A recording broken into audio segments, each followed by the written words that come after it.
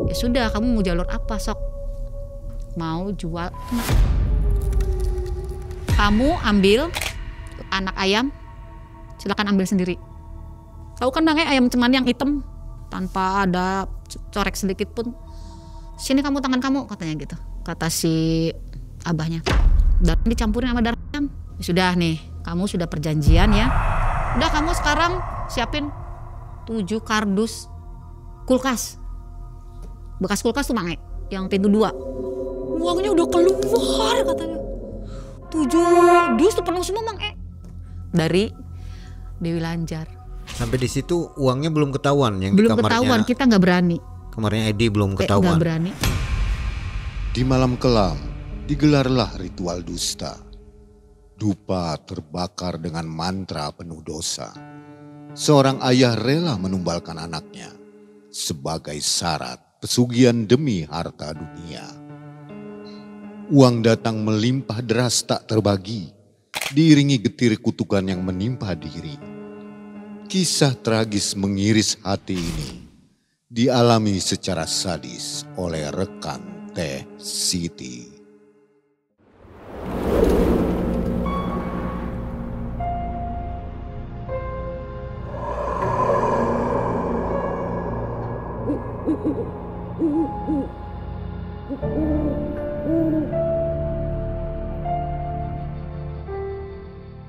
Assalamualaikum warahmatullahi wabarakatuh. Waalaikumsalam warahmatullahi wabarakatuh.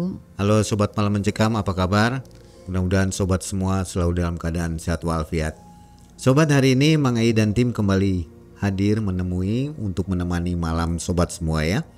Narasumber kita malam hari ini namanya Teh Siti. Apa kabar Teh Siti? Alhamdulillah baik Mang E. Teh Siti punya pengalaman di tahun 2015 ya? Betul. Belum terlalu lama juga ini. Betul, betul. Waktu itu Teh Siti memang hidupnya mapan ya. Waktu itu. Terus akhirnya menurun. Itu berpartner dengan teman katanya, usaha ya. Betul. Jadi sempat melakukan pesugihan ya temannya. Sempat. Diantar. Yang awal enggak, yang kedua. Oh, sampai 2 kali. 2 kali. Wah, ngeri juga. Ini partner usahanya nih. Iya. Kalau Teh Siti sendiri enggak ya? Enggak, cuma mengantar. Cewek apa cowok? Cowok. Cowok ya. Baik. Dan waktu itu sampai kaya katanya ya. Berhasil lah begitu ya. Iya. Sampai sempat kaya begitu ya. Oke, Teh Siti apa kesibukannya sekarang? Sekarang ibu rumah tangga aja. Ibu rumah tangga ya. Enggak dagang atau usaha lain? Belum. Belum ya. Ikut suami aja. Kebetulan sendiri. Oh, kebetulan sendiri. Jadi lagi nyari juga nih. Siapa tahu ada yang cocok ya. Insyaallah. Ada yang berjodoh begitu. Dan Teh Siti harus menggunakan masker ya. Karena satu dan lain hal. Ada yang disembunyikan. Tidak bisa disebar-sebarkan gitu ya. Baik. Sobat, jangan kemana-mana. Seperti biasa siapkan cemilannya. Kita segera nonton kisah dari Teh Siti. Malam Mencekam. Semakin malam semakin mencekam. Ya, ini dia Teh Siti.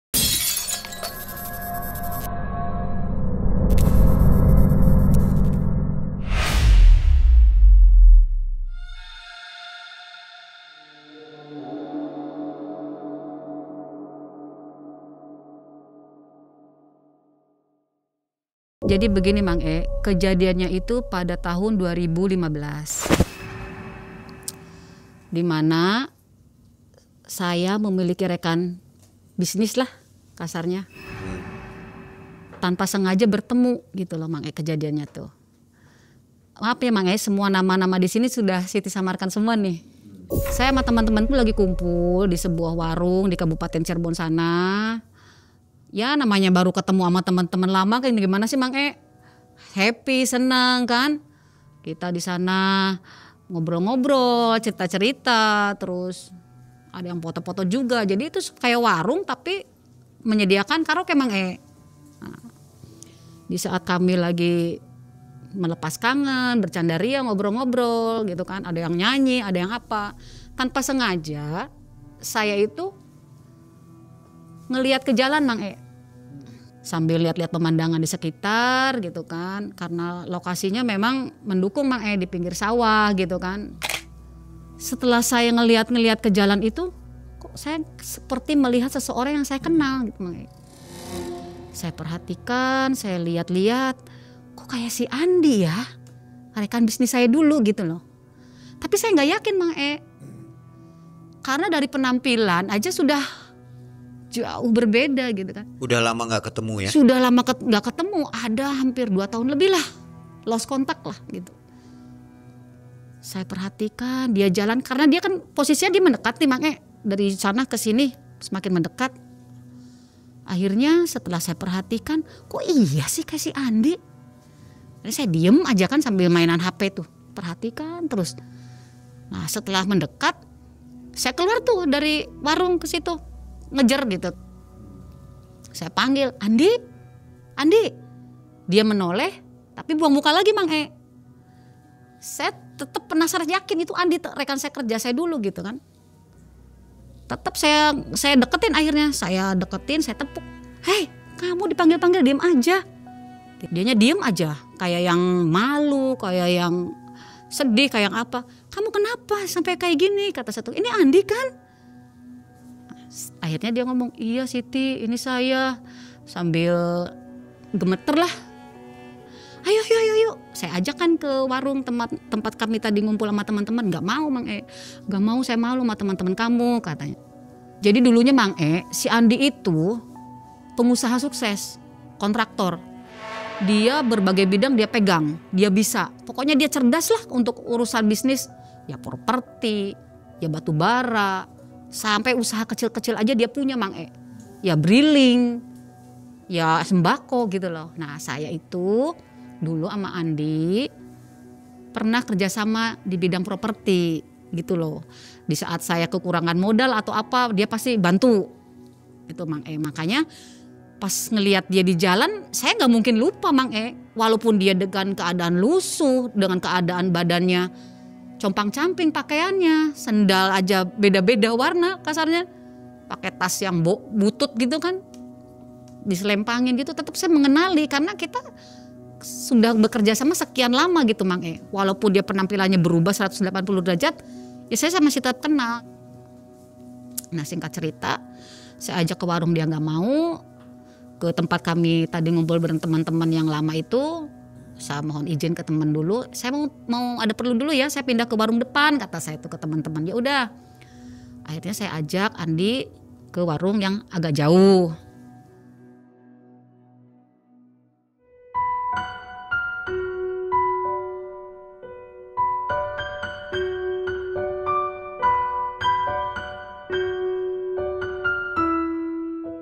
Saya ajak ke warung, ke tempat yang ada warung nasinya gitu kan.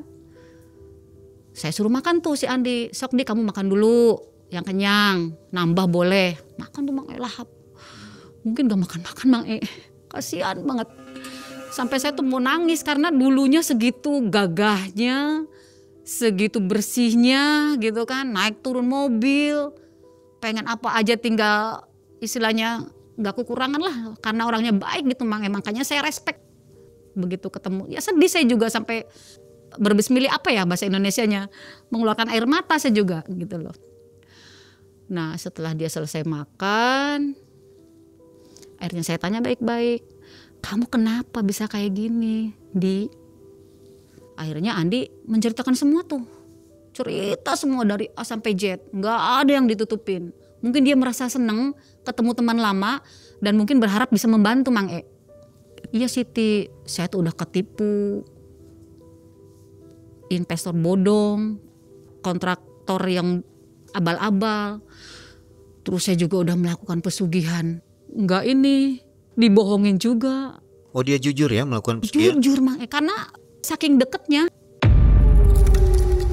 Pesugihan pun dia ngomong gitu, ditipu juga Mang Rumah dijual, kendaraan, semua aset-asetnya dijual untuk menutupin yang proyekan yang gagal sama yang pesugihan itu Mang ternyata dibohongin uang terus ritual terus, tapi kenyataannya nggak ada gitu loh Mang E. Sampai saya tuh geleng-geleng kepala, ya Allah Andi, kamu sampai nekat mau melakukan gimana lagi, katanya Siti. Saya diusir sama istri, dicerai juga. Jadi saya udah gelap mata, apapun saya lakukan agar saya bisa bangkit lagi. Gitu katanya Mang E. Siti gimana, kamu bisa nolongin saya enggak? Ya saya bingung Mang E, mau nolongin apa gitu. Kalau nolongin uang pun, uang dari mana? Nolongin orang yang lagi kesulitan kan gak cukup 1 juta 2 juta. Ya udah minimal cariin orang yang bisa bikin saya bangkit lagi secara instan dan cepat. Saya tuh diam aja. Ya sudah, sekarang sih saya bilang gitu Mang E ke Andi. Nanti saya minta nomor, ada yang bisa dihubungin gak? Kata dia ada nomor adiknya. Nah, akhirnya dia ngasih nomor telepon yang bisa dihubungi Mang E. Karena saya janji nanti insya Allah nanti kalau saya ada informasi yang bisa ini bantu, saya kasih tahu. Akhirnya saya kasih uang tuh Mang E 100.000. Nih saya punya uang 100.000 buat kamu pegangan makan. Kamu tidur di mana? Sekarang mau pergi kemana? Kan saya tanya lagi Mang E. Ya di mana aja lah seketemunya. Kadang di masjid, kadang di emperan toko, kadang ke sana ke Gunung Jati. Tahu kan Mang E Gunung Jati? Itu kan ke situ katanya. Oh ya sudah, nanti saya kabarin kalau saya udah dapat kabar biar bisa bantu kamu ya, kata saya tuh gitu. Nah, akhirnya dia pergi, saya balik lagi ke teman-teman. Teman-teman kan nanya, "Kamu dari mana?" Itu habis ketemu teman lama, kata saya tuh. Ya udah, akhirnya saya pulang ke rumah. Saya sampai di rumah tuh diam aja mikirin, ya Allah itu anak segitu kaya rayanya. Segitu orang pada hormat, pada segen, suka nraktir kita makan gitu kan di antara teman-teman rekan-rekan kerjanya. Bisa sampai jadi gembel gitu Mang E. Sedih banget saya tuh. Karena baik Mang E. Kalau nggak baik sih mungkin saya juga cuek ya Mang E ya. Saya tuh sambil di rumah tuh, sambil di kamar tuh scroll HP. Lihat-lihat barangkali ada yang bisa saya hubungin gitu loh. Teman-teman yang lama dari mana aja saya lihat. Ketemulah nomor si Edi. Si Edi itu teman saya, biasa hidup di dunia mistik. Deket juga Mang E. Saya tuh jadi bergaul tidak hanya dari kalangan pengusaha atau apa. Saya semua main sama siapa aja Mang E. Mau yang dunia spiritual, mistik apa, bergaul saya sama siapa aja. Kebetulan saya tuh memang temennya banyaknya laki-laki Mang E gitu loh. Nah ini nih kayaknya nih si Edi ini nih bisa nolong nih. Karena dia pernah cerita sering mendanai orang-orang yang akan melakukan ritual Mang E. Saya telepon langsung nih. Alhamdulillahnya diangkat. Ed, apa kabar? Kata saya tuh. Kamu masih kenal saya enggak? Oh iya Sid, gimana kabar kamu? Ya basa-basi. Akhirnya saya cerita, saya punya temen nih. Gini. Kamu bisa minta tolong enggak? Bisa bantu enggak? Saya bilangin lah, dia habis ketipu, habis-habisan. Jadi pesugihan juga gagal, ditipu segala macam. Si Edi mendengarkan, akhirnya ya sudah, besok kita ketemuan aja Sid. Ya sudah, akhirnya setelah telepon sama Edi selesai, saya coba menghubungi nomor yang dikasih si Andi. Saya telepon, diangkat tuh. Ama ternyata nomor adiknya Mang E. Oh ya udah nanti kalau ada, katanya kalau pulang saya sampaikan ya Mbak, katanya gitu. Ya sudah. Nanti kalau misalnya si Andi udah nyampe ke rumahnya situ, tolong suruh ngebel ke saya. Besok paginya telepon tuh pagi-pagi si nomor yang dikasih itu, adiknya si Andinya itu ngebel ke saya. Ya Sid, katanya, gimana? Ya sudah kamu bisa datang ke saya enggak? Nanti gampang ongkosnya dibayar saya, naik Grab aja. Akhirnya si Edi datang jam 9 tuh Mang E. Ngobrol cerita kan. Jadi gimana? Kenalan kan, kenalan.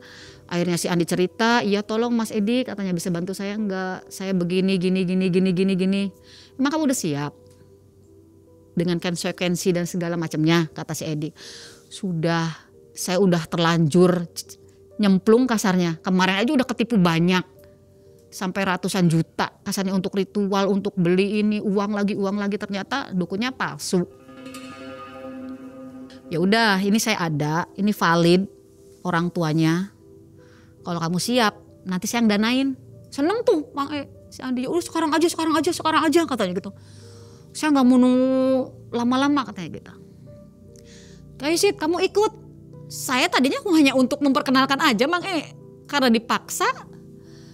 Ya masa saya, kata si Edinya, masa saya berdua kan belum kenal lama, kan kamu yang tahu gitu. Saya mau bantu juga karena ngeliat kamu. Ya akhirnya kami berangkat nih Mang 9:30 lah dari Cirebon itu. Berangkat ke wilayah Indramayu, kabupaten.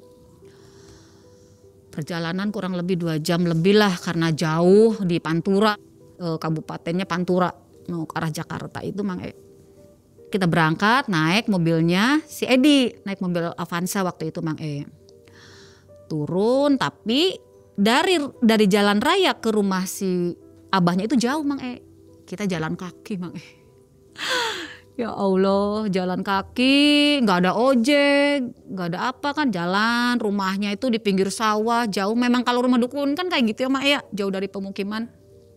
Saya udah takut tuh Mak aduh ini saya kecemplung ke dunia begini.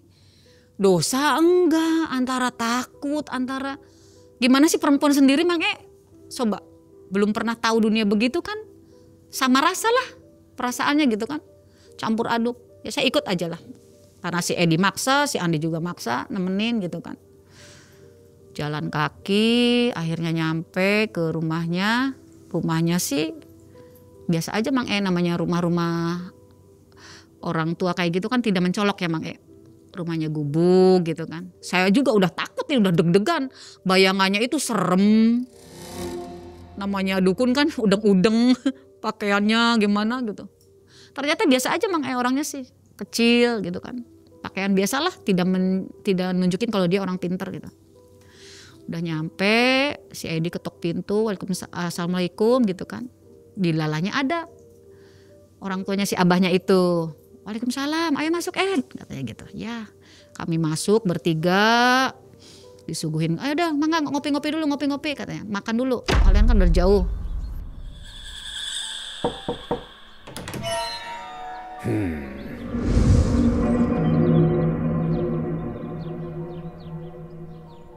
Setelah ngopi-ngopi, ngobrol-ngobrol, baru ditanya si Edi sama si Abah itu. Sama diem aja Mang mendengarkan aja, jadi pendengar setia aja lah. Gak mau ikut nimbrung gitu Mang takut. Akhirnya si Abah nanya ke si Edi nih. Gimana Ed, kamu kemana aja? Sekian lama baru kesini lagi. Iya Bah, ini bawa pasien katanya. Apa ada yang bisa saya bantu? Sok-sok nih kamu ngomong sendiri aja. Iya Bah katanya, saya pengen biar bisa bangkit lagi, biar bisa bayar hutang-hutang. Gimana caranya terserah lah, saya udah siap lahir batinnya katanya gitu. Ya kamu jalur apa? Jadi abahnya tuh terang-terangan tuh, nggak ada basa-basi, nggak ada apa, langsung dek gitu tuh. Ya apa aja adanya lah, saya kemarin udah ketipu soalnya Bah katanya, jalur pesugihan, kawin nikah sama jin tuh. Oh iya kamu pernah ketipu katanya gitu. Iya. Ya sudah, kamu mau jalur apa sok? Mau jual anak Mang Tuk, saya yang punya anak langsung dingin semua tangan tuh. Ya Allah nih anak, kata saya. Bener-bener udah gelap mata Mang udah bener-bener gelap mata. Yakin kamu ada masalah dengan anak kamu? Kan nanya gitu. Gak ada. Yakin, saya udah yakin lahir batinnya udah siap. Tanpa basa-basi, tanpa proses yang bertele-tele. Mungkin kalau orang pintar kan sudah sedia semua alat-alat Mang untuk alat ritual tuh. Sudah siap mungkin ya. Dia masuk ke dalam, si abahnya ngambil kain putih Mang Ya kurang lebih 1 meter lah. Gelap, brak. Depan kita nih. Saya sih gini aja Mang diem aja. Nggak berani nanya, nggak berani nyenggol, nggak berani bisik, diem aja saya mah. Takut Mang baru pertama kali seumur hidup menyaksikan dunia begitu gitu kan. Gimana sih rasanya? Tanpa banyak omong. Memang yang saya perhatikan abahnya itu tidak bertele-tele. Meyakinkan lah. Sangat meyakinkan. Saya aja wah ini kayaknya bener nih gitu. Walaupun saya belum ada pengalaman dunia itu ya Mang E. Langsung gerak, gelar kain putih, bunga. Pada saat itu sesajennya cuma bunga aja, bunga 7 rupa. Karena kitanya dadakan kan, dia cuma sedia bunga 7 rupa di piring, sedia mangkok kecil, dupa. Nah, sebelum dupa dinyalain itu, si abahnya ngomong gini, so kamu sana ke pekarangan tuh, kan itu ada kandang ayam ternyata kandang ayamnya ayam cemani semua. Tahu kandangnya ayam cemani yang hitam tanpa ada corek sedikit pun. Kamu ambil anak ayam, silakan ambil sendiri tanpa bantuan kita. Itu bayar nggak? Enggak. Disediain sama itunya dulu. Karena kan dadakan semua. Mungkin kalau si Edinya nanti ngamplop saya nggak tahu Mang E. Pada saat itu. Cuman langsung ditodong, kamu ambil sana. Tuh anak ayam tuh. Jangan induknya. Tanpa bantuan kita katanya gitu. Saya sama si Edi mah diem aja di dalam. Si Andi keluar tuh ngejar-ngejar anak ayam itu. Pitik. Enggak kena Mang E. Sampai kejar-kejaran. Pawak itu enggak kena. Sampai saya tuh Edi sana bantuin sih nyeletuk gitu saya tuh. Sana bantuin. Gak boleh kata abahnya, biarin. Suruh ambil sendiri gimana caranya. Lelah mungkin capek karena kan halamannya gede. Rumah sama halaman tuh lebih gede halaman. Dipagar sama bambu-bambu kayak gini lah gitu. Gak kena ada 1/4 jam lebih lah. Nyerah akhirnya. Bah gak kena bah, capek lah sayanya ngejar-ngejarnya katanya gitu. Oh ya sudah, kamu ambil induk ayam yang lagi mengeram telur. Tapi ayam cemani juga itu Mang E, yang induknya tuh diambil.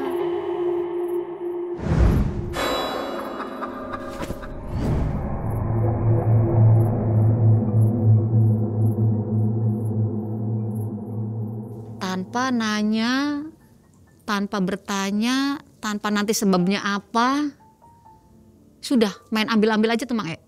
Bawa sini, bawa masuk, gelar kamu pegang, saya yang motong, kata si abahnya tuh. Aduh, saya kan takut darah Mang E ya, saya sih udah gemeter aja ngelihatnya ya.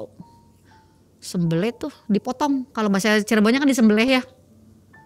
Potong, darahnya ditaruh di mangkok, ayamnya ditaruh di pinggir dulu, terus sini kamu tangan kamu katanya gitu, kata si abahnya.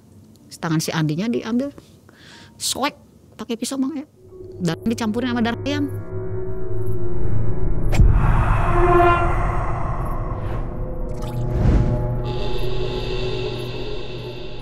Campurin, udah. Sok jempolnya kamu katanya. Di kain putih Mang E. Si abahnya nulis pakai darah itu nggak tahu tulisan apa, Arab gitulah pokoknya. Ngomongnya sih perjanjian katanya sih, kontrak.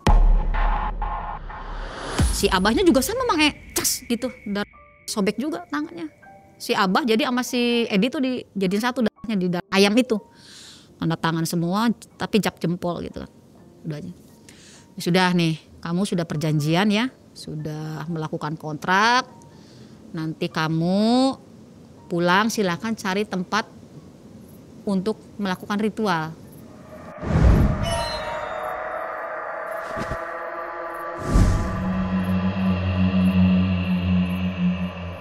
Akhirnya si kain putih itu dilipat, dimasukin ke kresek.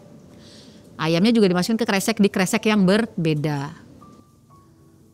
Kata si abahnya pesan gini, nanti nih ya kamu pas pulang cari sungai yang airnya mengalir. Buang nih ayam ke kali yang mengalir, sungai yang mengalir. Ini buat apa? Kata si Andinya. Ya ini buat kamu nanti ritual. Silakan kamu cari tempatnya di mana gitu kan. Bingung kan si Andinya.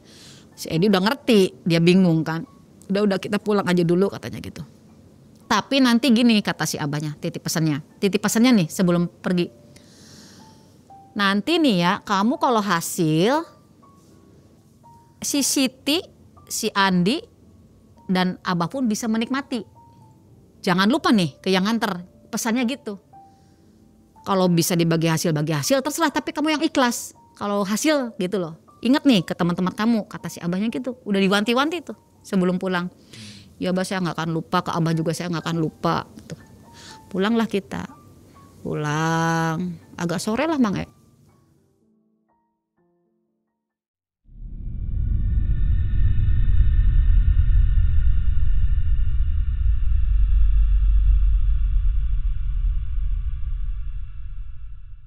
Di jalan ngobrol, gimana Mas Edi, saya kan gak punya tempat. Ini mau ritual di mana?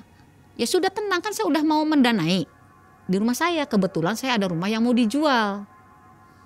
Nanti di kamar saya ada yang rumah dijual itu ada kamar, kita buka aja kamar kosong gitu kan. Ya sudah, akhirnya kita pulang nyampe ke Cirebon. Jam 7-an lah, karena kita makan dulu apa dulu kan. Jam 7 dengan seadanya. Jadi bunga yang dari sana dibawa gitu loh. Karena gak mungkin kalau nyari-nyari gitu kan. Jadi suruh ritual seadanya dulu, seadanya sesajen. Saya ikut, kamu jangan pulang dulu sih, tanggung katanya gitu, kata si Edi. Udah gak apa-apa, nanti pulangnya diantar gitu kan. Akhirnya nyampe di rumahnya si Edi. Kamar gak boleh ada celah sedikit pun Mang ditutupin kain hitam semua. Kisi-kisi jendela kain hitam. Gelar tuh brak, itunya dibuka. Darah ayamnya juga kan dibawa tuh Mang sampai amis. Taruh di situ. Lupa apa bunga yang dari sana dibawa kan, karena kita kan gak sempat beli kayak gitu-gitu. Disuruh masuk jam 11 malam. Jadi setiap ritual itu jam 11 malam Mang dengan dikasih mantra-mantra kan. Saya gak tahu mantranya apa. Nanti kamu jam 11 kata si abah ritual. Sampai bacaan itu selesai kurang lebih jam 2-an lah. Jam 2 jam 3 katanya gitu. Karena ribuan tuh disuruhnya berapa ratus gitu bacanya. Saya nungguin di situ ya, gemeter. Terus mau gimana lagi, sudah istilahnya udah kagok nolong kan gitu. Pas jam 11 masuklah. Saya sama si Edi nunggu di depan pintu kan. Memang disuruhnya begitu Mang tungguin di depan pintu. Akhirnya jam 11 dia masuk. Merinding kalau inget. Masuk, kita nungguin. Saya tuh udah ngantuk banget, udah capek, ngantuk. Jam 2 lebih 5 apa 15 ya, keluar Mang. Nanya kan si Edi, gimana? Didatengin gak? Kan pasti yang ditanya kan gitu dulu. Didatengin gak sama goibnya? Karena si Edi udah berpengalaman. Kalau saya mah udah gak banyak nanya karena belum berpengalaman di dunia begitu Mang. Jadi yang ngedengerin aja lah gitu kan. Gimana, didatengin gak? Kalau gak didatengin kan berarti Om Do, orang tuanya tuh, didatengin katanya. Sambil gemeter, mungkin didatenginnya yang serem-serem dulu Mang. Mungkin kan kalau itu kan diuji mentalnya, kuat enggak gitu. Emang kamu didatengin apa, kata si Edi. Saya juga nanya, emang didatengin apa sih? Sampai pucat gitu kata saya tuh, kamu 3 langsung sekaligus Mang. Goibnya, yang satu ngakunya panglima dari Dewi Lanjar. Bentuknya kayak gimana kata saya tuh. Saya udah takut aja Mang ya, udah pengen pulang ya, udah takut, udah ngantuk, capek kan. Udah pengen nangis segala macam, takut karena baru berinteraksi dengan dunia begini gitu loh Mang. Sampai saya tuh mau nangis ya, takut. Yang satu ngakunya panglima, sosoknya gendut, buncit, kulitnya hijau, matanya merah, bertaring katanya. Kamu takut enggak? Ya takut sih takut, tapi kan sayanya udah ini kata, udah nekat. Yang satu namanya Mbok Darmi. Kalau yang panglima tuh namanya Den Bagus Kuncung. Kalau yang bendahara namanya Mbok Darmi. Sosoknya nenek-nenek Mang. Yang satu Den Ayu Mawar. Real semua itu Mang namanya. Badannya ular, manusia kepalanya. Tertarik sama kayak gitulah, kayak di film-film gitu Mang katanya kata si Andi.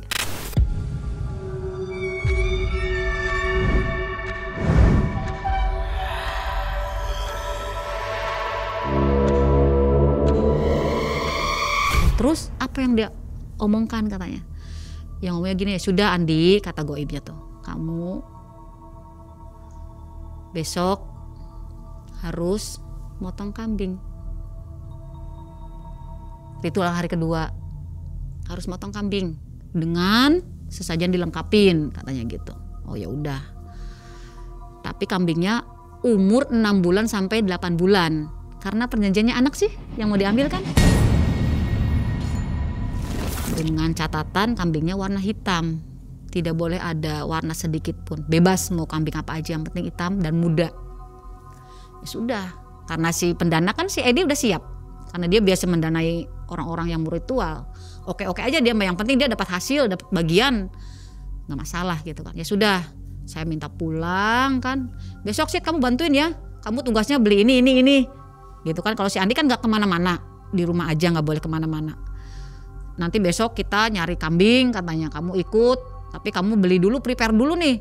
Saya dikasih uang kan, kamu beli yang harus dibeli. Ya sudah. Saya pulang ke rumah, diantar. Nah, pagi-paginya saya udah disamper tuh sama si Edi.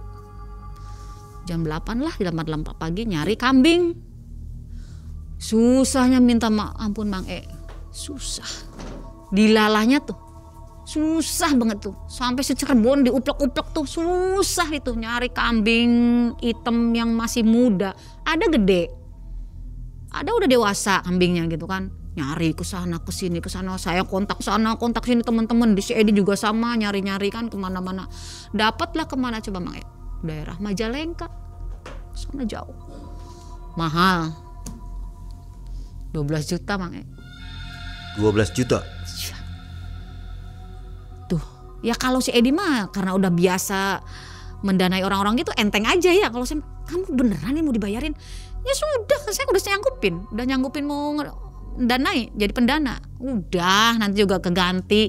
Ini mau OT-nya bener, katanya orang tuanya bener. Ya sudah, saya mah ngikut aja. Tenang kamu juga nanti kebagian katanya gitu. Lah kalau saya mah gak terlalu berharap lah, saya bercanda. Yang penting si Andinya aja sukses aja dulu, silahkan. Dia udah bangkit lagi juga, saya udah seneng gituin kan. Kita nyari sesajen yang lain tuh Mang sajennya minta yang penuh. Kelapa hijau, bunga aja 7 rupa. Selain 7 rupa harus ada kantil sendiri, mawarnya harus sendiri, mawar merah, mawar putih. Itu yang susah itu nyari mawar mawar putih Mang susah itu. Susah, dilalanya tuh susah semua gitu. Minyak duyung kayak gitu-gitu kan, dupa.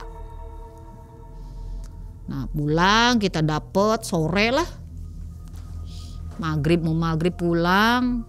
Sudah nyampe rumah, sok sit, kamu tadi apa aja dibeli, digelar, ditampah kan, disediain, digelar tuh ya bunga yang 7 rupa itu, sama yang 7 rupa sendiri piringnya Mang terus mawar merah, mawar putih, kantil sendiri. Nah terus saya bikin kopi juga, kopi hitam yang pahit dan manis, teh pahit dan manis, air putih sampai air susu Mang komplit Mang bener-bener itu. Saya baru tahu kan, buah-buahan juga Mang mintanya apel apa? Apel merah, harus ada lengkeng, harus ada anggur. Dalam hati, gila ini jin mintanya yang aneh, enak-enak semua ini makanan gitu kan. Pikiran saya kan karena nggak ngerti, kalau saya kan awam dunia begitu. Akhirnya udah saya sediain semua tuh Mang Ya sudah nanti katanya jam 8-an aja motong kambingnya. Kita makan dulu. Makan, udah makan, kambing dibawa tuh. Saya nggak mau ikut kata saya tuh, takut Ya udah nggak usah, kamu tunggu aja di situ di luar. Nanti kami berdua aja yang motong. Yang motong kambing berdua kan tetap susah Bang Udah berisik aja kan, BM-BM aja kan namanya. Mungkin tahu ini mau buat ritual ya, kambingnya juga punya perasaan mungkin ya Mak Itu ditaliin kakinya kambingnya kan sama si Andi sama si Edi. Pegangin, saya mah di luar aja, nggak berani ngintip, nggak apa, udah diem aja, nggak mau lihat pokoknya.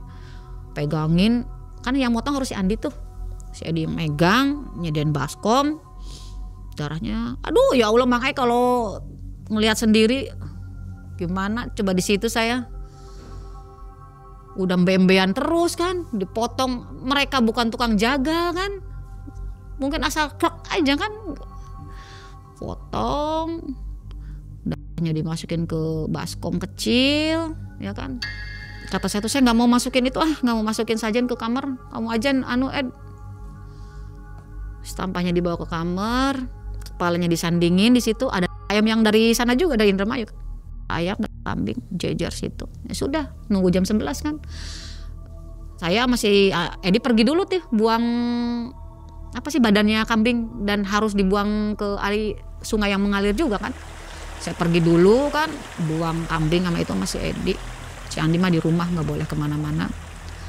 Udah dibuang, akhirnya balik lagi kan sambil nunggu, kita ngobrol. Kata si Edinya, Di bener itu makhluknya serem-serem. Iya, serem-serem banget. Saya aja hampir mau keluar katanya gitu. Ya sudah kadung kagok. Udah ini sudah, kamu harus yang tegar, yang kuat, jangan sampai nanti ditakut-takutin yang lain kamu lari lagi. Saya buang-buang duit, buang-buang waktu, kata si Edinya. Udah ngancam aja Bang ke si Andi tuh, udah ngancam aja. Si Siti juga tuh kasihan tuh, dia izinnya kan nginep terus ke orang, kondangan terus ke orang katanya gitu. Jadi kamu harus menghargai kita nih, kata si Edi tuh, jangan sampai gagal. Udah ditekan aja si Andinya sama si Edi. Ya karena dia kan udah waktu, uang, Bang tempat, ya kan, buat memfasilitasin si Andi ritual. Tibalah waktunya Bang jam 11. Sudah sana kamu masuk, kata si Edi tuh. Udah jam 11. Nah mantranya itu sebelum masuk itu kita kan telepon Abah dulu. Kita kan selalu telepon Abah tuh Bang si Edi sama si Andi tuh, Bah gimana nih bacaan buat si Andi, ada lagi nggak? Ada, beda lagi. Jadi setiap ritual beda. Setiap ritual beda. Mungkin untuk narik uang sih Bang bacaannya tuh selalu berbeda. Dikasih bacaannya, terus akhirnya masuk si Andinya, ritual lagi. Kita biasa nunggu di depan sampai jam 2, biasa jam 2, karena mungkin bacaannya udah disesuaikan jam 2 jam 3 lah segitu. Keluar biasa, Edinya nanya, gimana Di, dapat pangsit apa dari dalam, dari si goibnya datang nggak? Datang katanya. Terus ngomong apa goibnya? Ya ngomong gitu, nanti kamu tunggu kabar aja pagi-pagi. Goibnya seperti apa makhluknya? Sosoknya? Yang 3 itu selalu datang Bang Itu lagi? Itu lagi. Ya mungkin utusan dari Dewi Lanjarnya itu sih. Itu terus yang datangnya Den Bagus Kuncung namanya, si Panglima. Bok Darmi yang bendahara keuangan katanya. Sama si Dayang tuh si Den Ayu Mawar itu.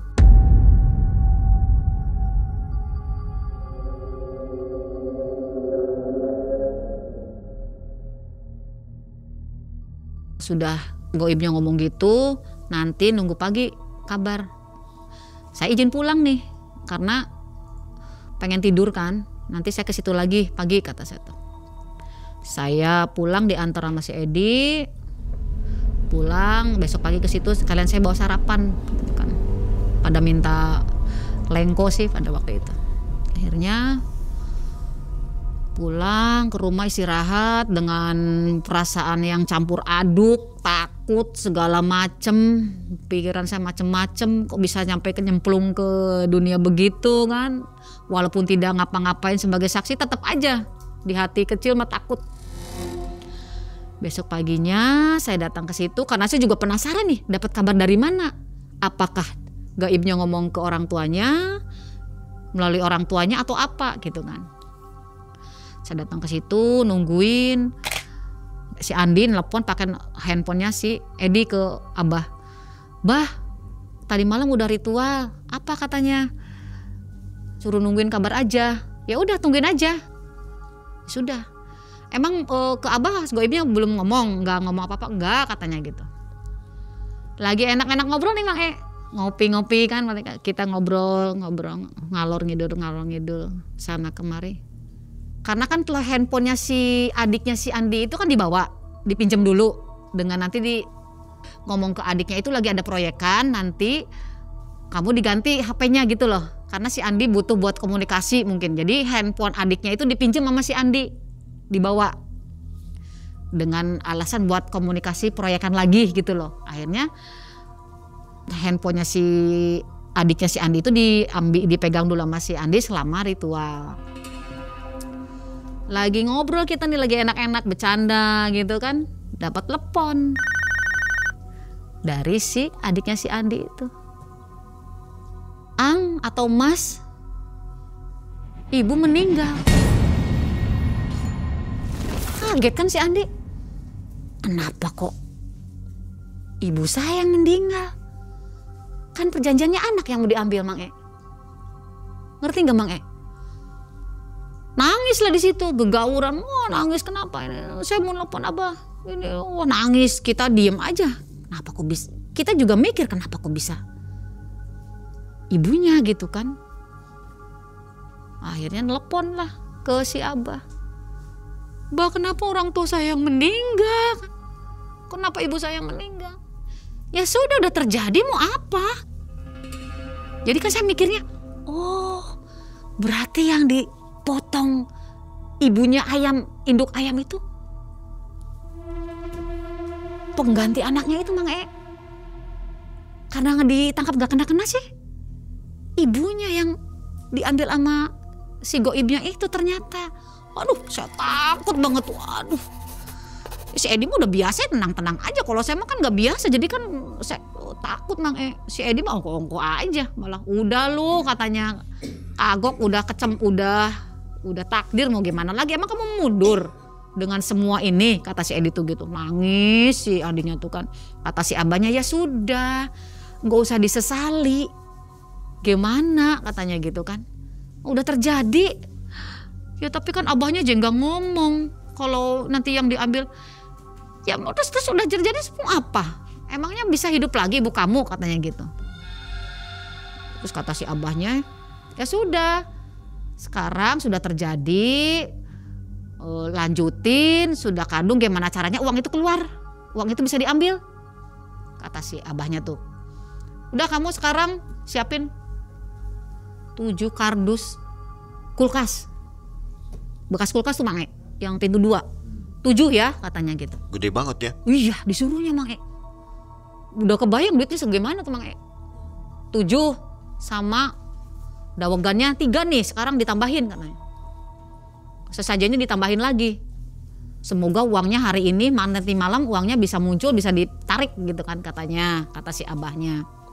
Ya sudah, biasa bagian tugas nyari-nyari saya sama si Edi gitu kan. Tapi kata si abahnya, kamu Nindi selama 7 hari ke depan tidak boleh datang ke kuburan, tidak boleh ikut tahlil, tidak boleh ikut ngelayat. Pantangan nih, kalau kamu melanggar, yang rugi kamu sendiri. Pasti gagal gitu tuh. Tapi tetap kamu ke bawah juga nantinya gitu kan, diambil juga. Ya udah si Adi nggak bersedih aja. Nangis terus kan, nangis. Cari kardus, nanti ritual lagi, nanti sebelum ritual telepon abah, nanti dibacaannya beda lagi untuk semoga uangnya keluar gitu kan. Singkat cerita udah dapat kardusnya, si Andi masih mukanya masih sedih, masih nangis aja. Ya kita hanya bisa menghibur Mang ya terus mau apa? Bisa apa kita gitu kan? Si Edi terus yang ini, sudah kamu udah siap jiwa raga, sudah siap semuanya. Jadi jangan disesalin kalau memang akhirnya ibu kamu yang diambil gitu kan, kata si Edinya. Singkat cerita Mang jam 11 dia masuk lagi dengan wajah masih sedih, masih nangis, masuk lagi ritual lagi. Sampai jam 2 gitu, sampai jam 2 jam 3. Setelah ritual keluar, seneng yang tadinya nangis sedih itu seneng Mang Apa kata saya sama si Edi tuh, kenapa gimana? Pangsit apa lagi dari goibnya dari dalam? Uangnya udah keluar katanya. Banyak itu, penuh 7. 7 dus tuh penuh semua Mang Kamu megang nggak, kata si Edinya. Megang. Wah, aduh alhamdulillah dohir ya, uangnya udah keluar katanya gitu. Iya penuh katanya. Tapi wujudnya sekarang mah udah nggak jelek lagi Mang sudah menyerupa manusia gitu. Mungkin karena udah kontraknya udah mau berhasil gitu kan. Seneng tuh si Andi karena uangnya udah nampak sih Mang 7-7-nya tuh penuh. Si Edi seneng gitu kan. Tenang Sid, tenang, bangkit lagi katanya gitu. Ya saya mah diem aja lah. Penuh katanya, bisa dipegang nggak? Bisa, uangnya bisa dipegang Mang Ratusan ribu ya? Ratusan ribu merah semua, masih basah katanya.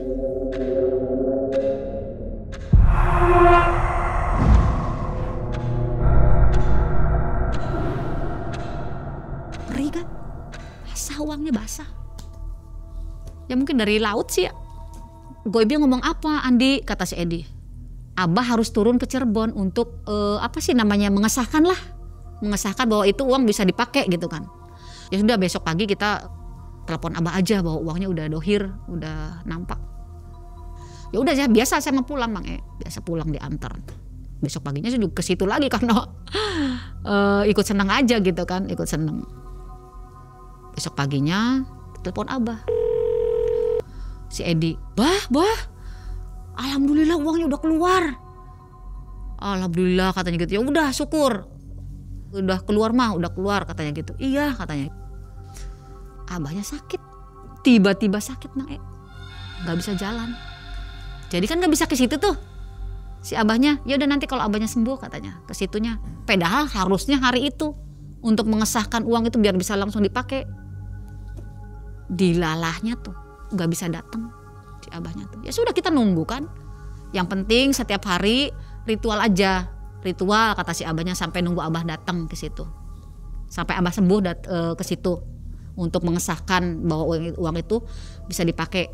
Dan kalau udah bisa dipakai Mang uang itu harus disebar dulu ke perapatan. Ada yang disebar setiap perapatan. Harusnya disuruhnya gitu. 2 hari setelah uang keluar, si Andi ngomong gini Mang Mas Edi, saya mau ada keperluan dulu ya. Awas kamu, jangan sampai ke rumah ibu kamu nih. Jangan sampai kamu datang ke rumah orang tua kamu. Kata Abah kan gak boleh sampai 7 hari. Enggak, saya mau ada perlu, katanya gitu. Ya kita noting tulus aja Mang Maksudnya ya sudah percaya aja dia mau kemana gitu kan. Karena memang kalau dia pergi rugi-rugi sendiri gitu Mang ya kan. Ya sudah kita si Andi pergi ngomongnya ada keperluan gitu kan. Saya pulang. Udah saya mau pulang Nanti kalau ada si Andi pulang berkabar aja. Kan hanya tinggal menunggu melakukan ritual-ritual kewajiban dia. Ritual-ritual aja tiap jam 11 sampai nunggu si Abah datang ke Cirebon. Nunggu sembuh gitu kan bahasanya. Saya pulang. Si Andi pergi gitu kan, minta ongkos ke si Edi juga dikasih karena ngomongnya nanti sore juga datang lagi, ada perlu katanya gitu. Mau ngasih tahu bahwa saya nih mau ada keperluan kalau dia tuh seneng udah ngeliat uang begitu banyak begitu tuh Mang Si Edi nungguin, itu kan pergi pagi ya. Nungguin sampai sore gak ada kabar. Sampai maghrib gak datang-datang. Telepon saya si Edi, Siti tuh gimana sih Andi? Coba telepon mak kamu kok gak datang-datang. Saya telepon udah gak aktif. Nomor yang Anda tuju sedang tidak HP-nya aktif atau berada di luar servis area. Udah sabar nanti barangkali malam kamu juga nelpon, saya di rumah kan, si Edi di rumah. Sampai malam, sampai Isya, sampai besok pagi gak datang. Si Edi udah marah aja tuh ke saya. Gimana sih teman kamu? Ya nggak tahu, saya juga nggak tahu ini nomornya nggak aktif. Saya dimarahin terus tuh Mas Edi tuh tiap hari ditelepon. Ya udah yuk kita cari yuk. Ya cari-cari kemana orang nomornya nggak aktif. Sedangkan posisi uang di mana? Uang di rumahnya si Edi itu, di rumahnya si Edi. Masih ada. Kita nggak berani masuk Mang Edi juga nggak berani. Nggak berani. Karena si Adinya ngomongnya jangan ada yang masuk nih, harus saya aja sendiri. Bahasanya gitu, nggak ada yang berani. Gak ada yang berani masuk Mang Takut juga kita nanti menyalahi aturan. Nanti keluarga kita yang diambil kan. Sampai hari ke-7 tahlilan nggak ada kabar. Wah, si Edi udah marah terus ke saya. Makanya saya udah, kok jadinya saya yang disalahin sih. Jadi kata saya tuh, ya kamu yang bawa, yang kenalin kamu ke saya. Jadi saya ketempuhan tuh Bang E. Ya moral ya segala macam, dimarahin terus sama si Edi je. Dimarahin terus Bang E saya tuh. Dicari kemana-mana. Coba relasi-relasi dulu.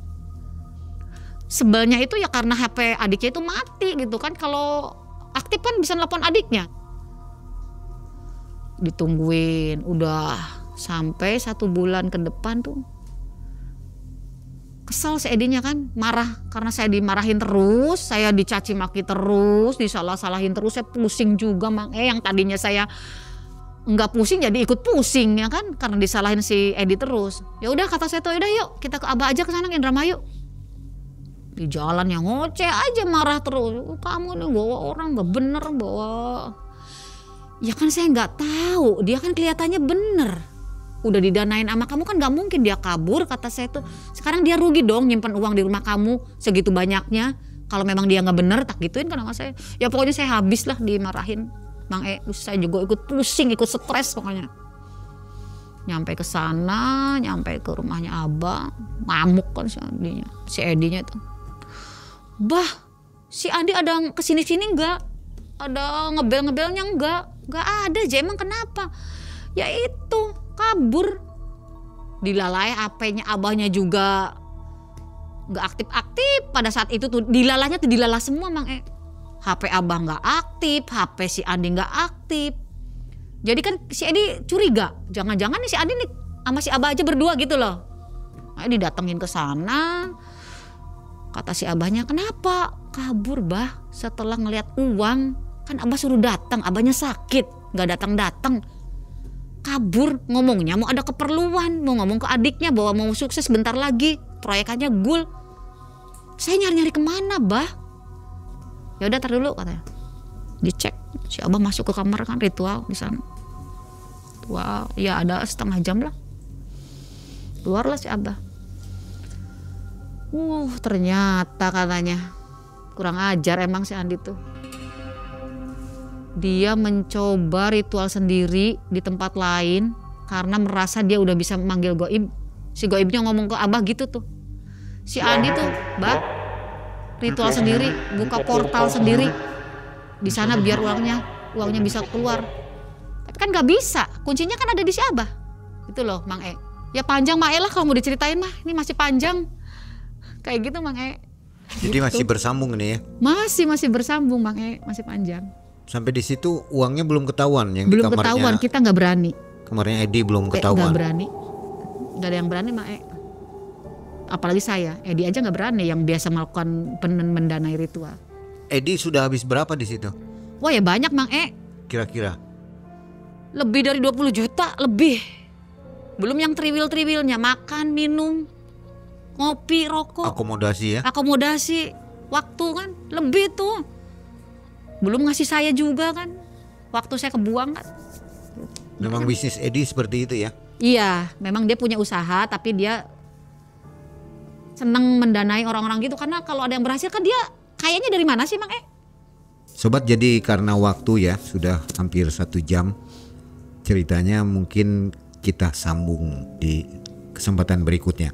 Karena kalau diceritakan di sini bisa sangat panjang ya. Iya betul. Akhirnya ceritanya semakin rumit di babak kedua nanti ya, di part selanjutnya.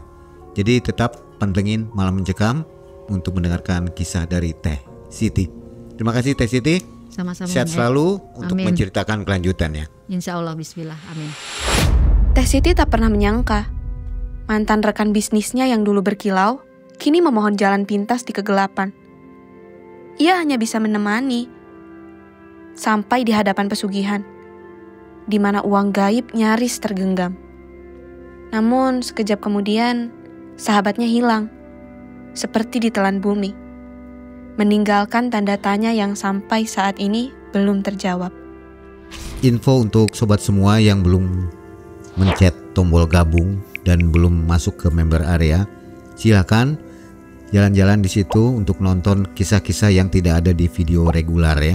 Karena di sana ada kisah mistis yang tidak bisa ditampilkan di sini. Oke, mudah-mudahan sobat suka dengan fitur tambahan dari Malam Cekam.